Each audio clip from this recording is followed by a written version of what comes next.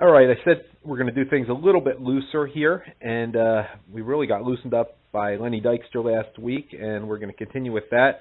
Probably not as crudely or any of those things, but I just think it's fun to do things that are a little outside the political area, especially when they're in the neighborhood where we are here in the Shark Coast of Florida, as we talk about it, as we call it.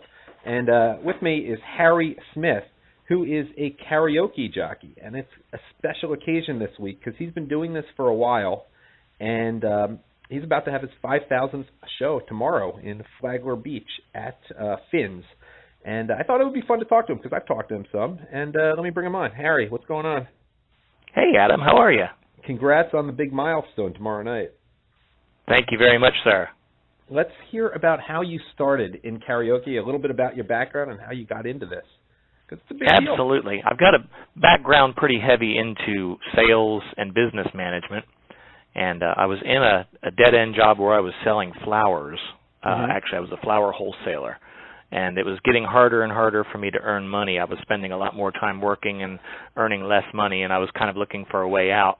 And as a diversion to go out and have a little fun, we started going out and singing karaoke, and made friends with the guy whose show we were visiting pretty regularly, and he had a tragedy happen in his life, and during one of his shows I had gone over to him and said, hey, we come to a lot of your shows. If you ever need somebody to fill in for you, I'd be happy to do it at no charge just to help you out. Don't feel like you need to be here at work if you need to be at home. Oh, wow. And he thought that was pretty cool, and my friends thought that was really cool, and they said, you're kind of cut out for this kind of work. You should consider going into it. So I took their advice to heart.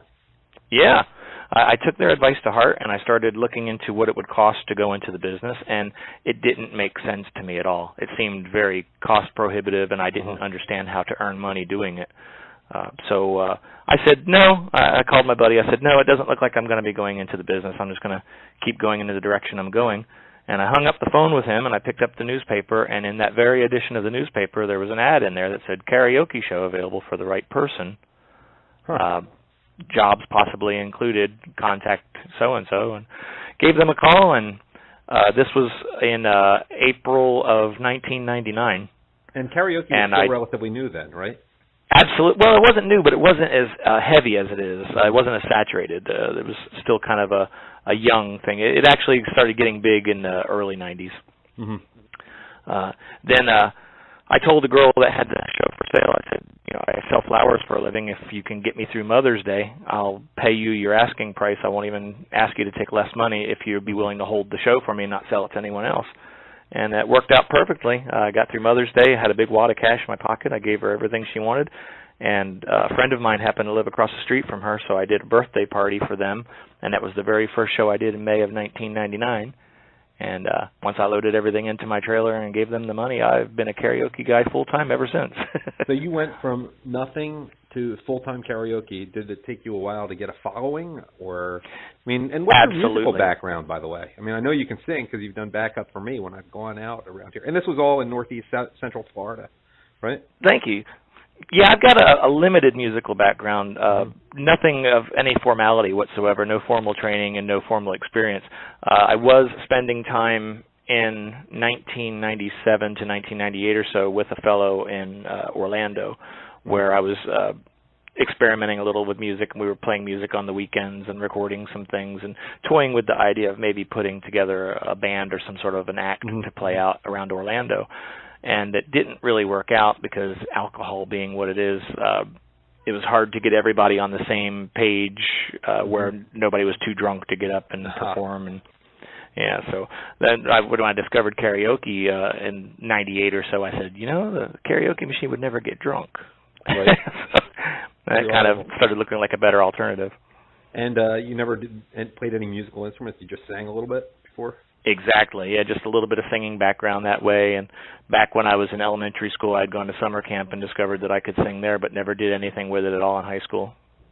Okay. So I think we have a little bit about your background there. Now, here are the questions. Which are the songs that make you cringe the most? The first that come to mind for me are Don't Stop Believin', because no one can sing like Steve Perry, first of all. And then just Picture is so played out when there's so many other duets out there. Yes.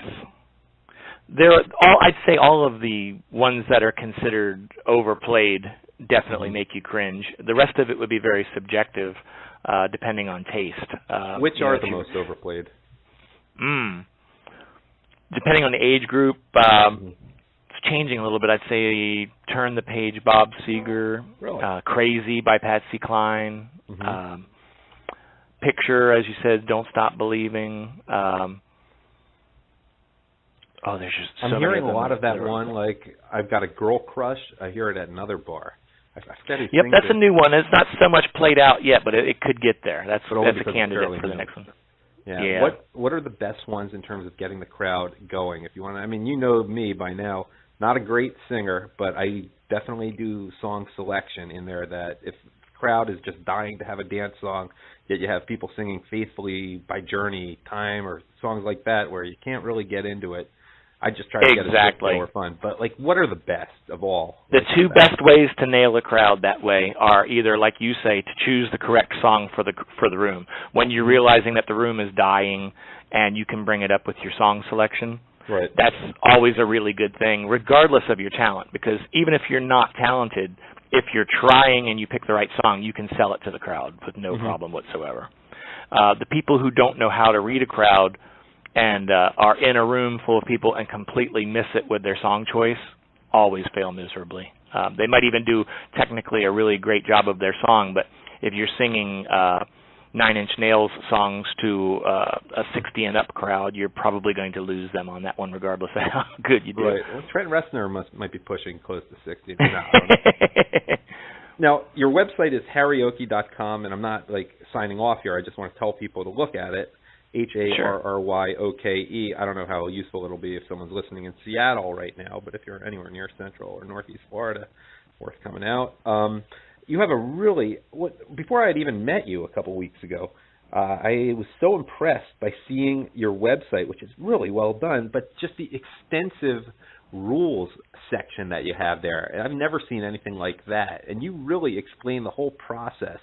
So maybe you could borrow from that a little bit. Well, I guess it's not borrowing if you wrote it, but explain like the basics of karaoke, how to have a good time, everything people need to know who haven't tried it before. Absolutely. It's a phenomenon that people are either wired for it or they're not. There's a great handful of people that come out to places and realize that they're in the middle of a karaoke show and they have a really great time just watching everybody. And admittedly, there are people that will walk into a karaoke show and be just completely repulsed by it. These people can't sing. What are we doing here? We're burning our ears out. And it's not for everybody. But for the most part, a good and well-run karaoke show can win over the casual person. But who my target are people who love that lifestyle. If you're a person who's inclined to like to go to a karaoke show or sing at a karaoke show, then I'm the guy that they need to be searching out. And when I created my rules and my policies, they're designed on two levels. When I initially started, I do everything in my business, and this is a golden rule for any business, I do everything in my business to please myself as a customer. So if I have any question at all on how to handle a policy or how to handle a situation, I ask myself, if I were the customer, would I be okay with this or would this turn me off? And if it turns me off, you don't do it. If you're going to be pleased, then you're probably doing the right thing. Then if you can communicate that in writing for your customers to understand what your policies are and be consistent with those policies, that's just the golden rule of doing any kind of business at all.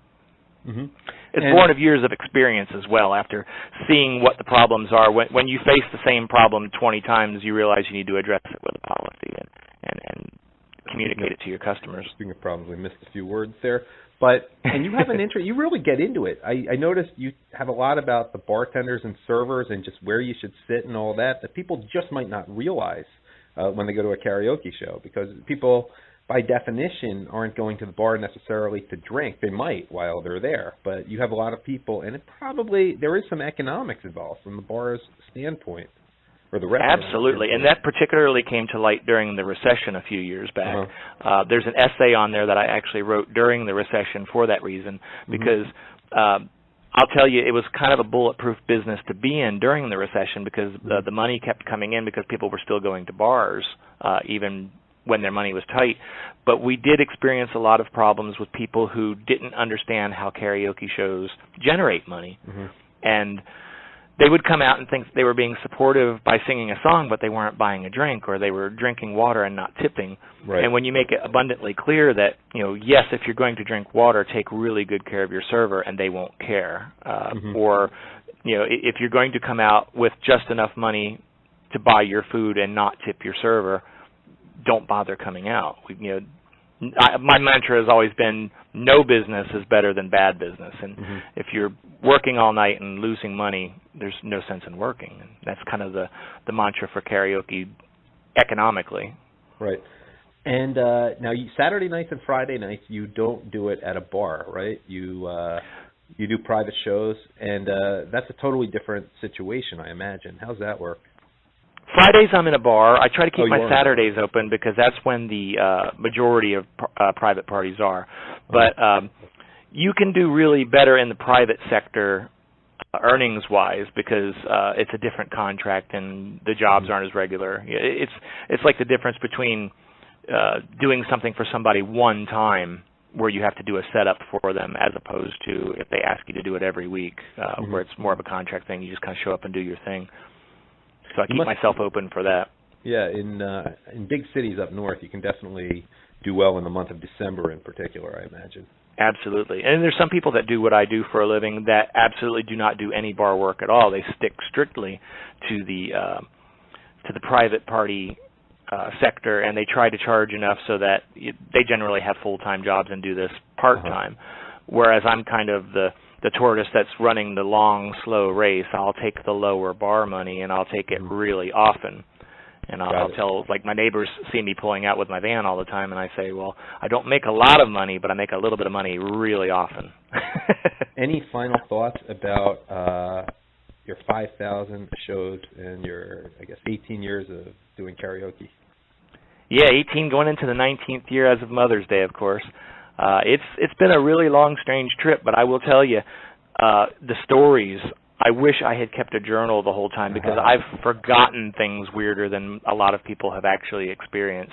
The characters you meet, good and bad. I've seen the best in people, the worst in people. I've brought people together. I became an ordained minister so that I could marry my customers when they meet and hook up. And then I've seen people go to jail for really horrendous things, and everything you can imagine in the nightlife, the good and the bad. I've seen it all, and the stories are there to tell, and it's just a really kind of a interesting, great way to make a living. You know what? You did mention something there. It is a good place for guys to meet girls. It really is. I don't think a lot of them realize it. I mean, they don't realize, you don't have to have scintillating conversation necessarily. If you're singing, dancing, hey, you want to join me? You don't have to think of lines, all that. The old Eddie Murphy skit comes to mind. He used to talk about how the singers always get the girls, and it's absolutely true. If you can get onto a karaoke stage in front of a bunch of strangers, you could go to any town in the country, and if you can get on a karaoke stage and try, exhibit some effort, and win the crowd over, as soon as you sit down to go back to your beer, you're going to have people coming over to you and talking to you, and that includes the opposite sex as well. Oh, absolutely. Absolutely. And people buy you drinks and stuff, too, which is fun if you have a... It's just the greatest social platform just for going out and meeting people of a like mind. It really is. All right, Harry Smith, karaoke.com. Congratulations on 5,000 shows, or as of tomorrow night, and I'll probably see you later tonight. You're in Ormond. Fantastic, Adam. I'm looking forward to it, and thank you for the opportunity to talk to you today. Pleasure talking to you.